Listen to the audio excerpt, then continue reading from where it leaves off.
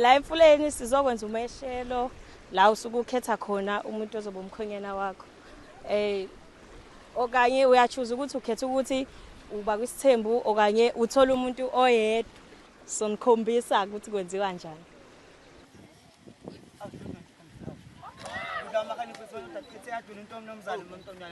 Sikhile ngithi sikafefe yi. Akunya mabili mathathu wedali. Elinye lakhe, elinye lakho, elinye ngizawusikela lapho phakathi.